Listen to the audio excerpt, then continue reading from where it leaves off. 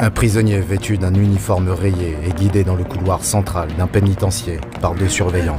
Quel que soit l'endroit où on l'emmène, le prisonnier ne se laisse pas faire.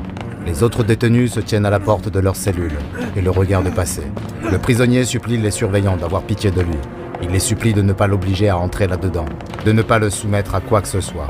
Tout sauf ça. Les surveillants ne prêtent aucune attention à ses cris et le forcent à avancer. Ils arrivent au bout du couloir et s'arrêtent devant la dernière cellule, numéro 667. Le prisonnier regarde la cellule vide et sombre et hurle, se débattant une dernière fois contre ses geôliers avant qu'ils ne le maîtrisent et le poussent à l'intérieur avant de refermer la porte. Le prisonnier regarde autour de lui, dans cette petite cellule sombre. Tout ce qu'il y a à l'intérieur, c'est un lit avec un matelas mince et des toilettes répugnantes. Il semble très effrayé. Ses yeux scrutent la cellule comme si un monstre allait surgir d'un coin sombre pour l'attraper. Après avoir entendu un craquement, le prisonnier sursaute de frayeur et se retourne et découvre un autre type de monstre. Entre les 2 surveillants qui l'ont conduit ici, se tient un 3e gardien de prison. Il est énorme et le prisonnier le voit en train de faire craquer les doigts de ses énormes mains. Le garde gigantesque prend quelque chose de suspendu à côté de la porte de la cellule. C'est un bloc-notes. Il regarde l'uniforme du prisonnier et note son nom. L'imposant surveillant demande « Alors, qu'en pensez-vous? 1 jour? 2? Pour celui-là » répond un des autres gardes. « Il mérite beaucoup plus que ça pour ce qu'il a fait. »« Pourquoi? Qu'est-ce qu'il a fait » demande le plus grand. « Il a attaqué une des infirmières. Elle est dans un sale état. »« Une des infirmières ?» Les veines du crâne du plus grand des surveillants se dilatent et il serre de plus en plus fort son crayon. « Qui était-ce ?»« C'était Gloria » répond l'autre surveillant. Le crayon se casse entre les mains du gigantesque surveillant. Un des gardes le ramasse rapidement et le lui rend. En serrant les dents, il répond « Je vois ». Sous le regard furieux et menaçant de l'énorme surveillant, le détenu s'enfonce dans sa cellule sombre, terrifié par ce qui va lui arriver. « T'aimes t'en prendre aux infirmières, hein ? Eh bien, nous allons te laisser beaucoup de temps pour y réfléchir. On se revoit dans 1 an. » Les 2 autres gardes se regardent, estimant que c'est une peine trop sévère, même pour un crime comme celui-ci. « Tu es sûr que c'est une bonne idée ?» demande l'un d'eux. Mais il est déjà trop tard. L'imposant surveillant a déjà inscrit au crayon la date de sortie, dans 1 an. « Non, s'il vous plaît, non !» hurle le prisonnier, qui se précipite vers les barreaux comme s'ils allaient l'aider, mais en vain.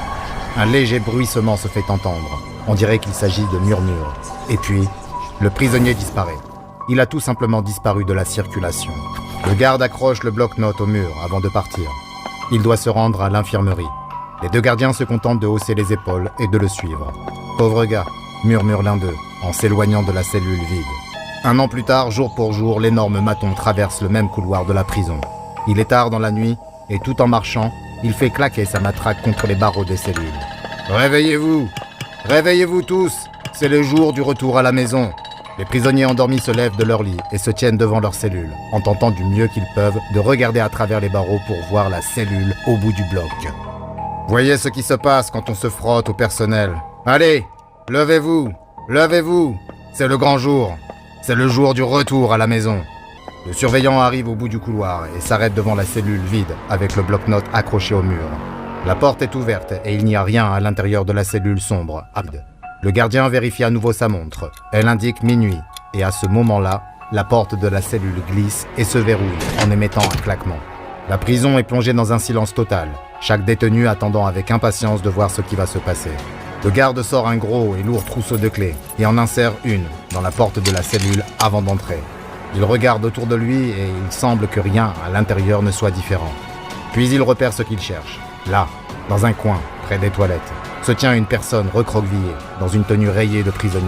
« Tiens, te voilà !» Le garde se dirige vers la personne qui est apparue dans la cellule, mais elle ne bouge pas et ne réagit pas. Le garde se baisse et pose une main sur l'homme pour le retourner. « Comment as-tu trouvé ton séjour ?» L'isolement carcéral est l'une des peines les plus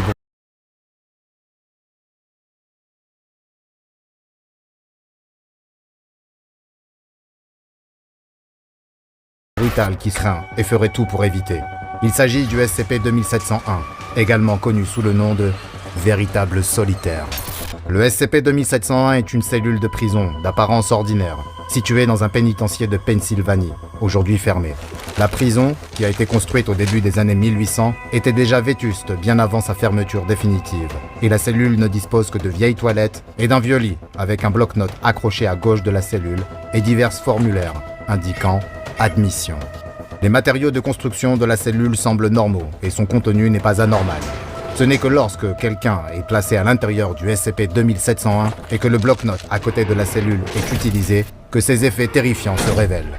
Lorsqu'un être humain est enfermé dans la cellule, que son nom est inscrit sur le formulaire d'admission et qu'une date est indiquée dans la rubrique « Date de libération », le processus anormal du SCP-2701 se déclenche.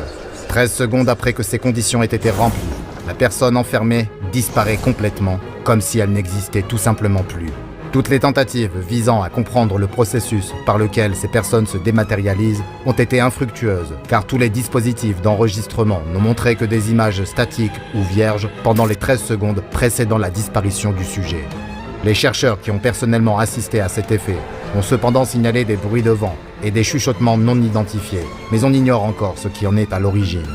À minuit pile, à la date de sortie, la porte de la cellule se ferme d'elle-même, si elle n'est pas déjà fermée. À ce moment précis, la personne qui a disparu réapparaît dans la cellule verrouillée. Hélas pour la personne qui y a été enfermée. Même si elle revient dans notre réalité, il est peu probable qu'elle soit la même personne. Les expériences menées sur le SCP-2701 ont révélé que ceux qui sont placés à l'intérieur et qui disparaissent font face à un état de privation sensorielle totale, tout en restant parfaitement conscients tout au long du processus. Ils ne perçoivent aucun son, aucune odeur et n'éprouvent pas la sensation du toucher. Ils ne voient même pas les ténèbres, car cela impliquerait la vue. Ils ne ressentent et ne perçoivent rien du tout. Cet effet peut être désastreux pour le psychisme humain. Les sujets déclarent que l'absence de stimuli extérieurs pendant une période aussi longue provoque une dégradation des structures de la pensée rationnelle, dans le but d'atténuer le stress, et qu'un déséquilibre psychologique complet s'ensuit rapidement. Afin de mieux comprendre les effets du SCP-2701, la Fondation SCP a entrepris un certain nombre de tests en utilisant du personnel de classe D. Dans l'une des expériences, réalisée sur un membre de classe D, dénommé D77391, le processus a été initié à 23h45 et la date de libération a été fixée à minuit. L'agent de classe D n'est resté que 15 minutes dans la cellule, mais il a estimé que son séjour avait duré entre 75 et 100 heures. Lorsque l'agent D77391 a été interrogé, 6 heures après sa réapparition, il a décrit le temps passé à l'intérieur comme un véritable enfer. Ne ressentant rien d'autre que le vide, il ne pouvait rien faire. Il ne pouvait pas dormir. Il ne pouvait même pas crier. Il était seul avec ses pensées et ses souvenirs. La seule chose qui l'a empêché de perdre complètement la tête est ce que l'un des chercheurs lui a dit avant qu'il n'entre dans la cellule. Le chercheur lui a dit que peu importe ce qu'il ressentirait, il devrait s'accrocher à l'idée qu'il reviendrait. Il devait se souvenir qu'il ne serait pas là pour toujours. Si ces mots d'encouragement ont semblé éviter les pires séquelles psychologiques que l'agent D77391 aurait pu subir, personne qui apparaîtrait dans la cellule, ainsi que pour empêcher que de nouvelles personnes ne soient placées à l'intérieur si elles ne font pas partie d'une expérience autorisée par la Fondation SCP.